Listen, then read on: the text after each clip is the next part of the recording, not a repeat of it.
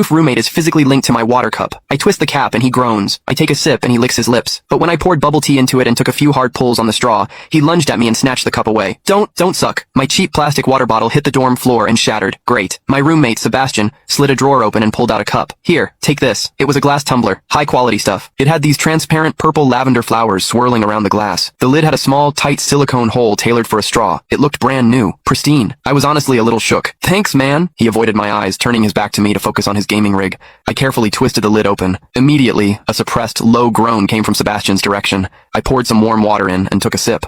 Sebastian sucked in a sharp, jagged breath. His hand on the mechanical keyboard trembled, his fingers slipping off the keys. He licked his lips, looking like he was enduring some kind of torture or intense pleasure. His lips were thin, the Cupid's bow sharp like a knife. Looking at them made me want to bite them. Yeah, okay, I admit it. I'm into Sebastian. I swear to God, before I met him, I was the straightest guy in the state. After high school, my only plan was to get to college and bang a hot, bubbly cheerleader. But the moment I walked into this dorm and saw Sebastian, that plan went out the window. 4 years of college and he's the only one I want to mess around with. But I couldn't tell him. No way. I was terrified that if I spilled my guts, we wouldn't even be friends anymore. Because Sebastian is straight. Like, painfully straight. Only 2 weeks ago, he turned down a senior, a varsity swimmer, total stud, who asked him out. After that, Sebastian came back to the room and sat at his desk with a face like thunder for hours. The guy must be a raging homophobe. Maybe it was because the cup was a gift from my crush, but that warm water tasted sweeter than usual. It had a weirdly good aftertaste. I grabbed a straw from my desk and shoved it deep into the hole on the lid. The second I did, a strangled moan ripped out of Sebastian's throat. He bolted up and sprinted into the bathroom. Weird. We were just gaming. Why the hell did he suddenly need a shower? He didn't even grab a change of clothes or a towel. My hearing has always been too good for my own good. Through the thin bathroom door,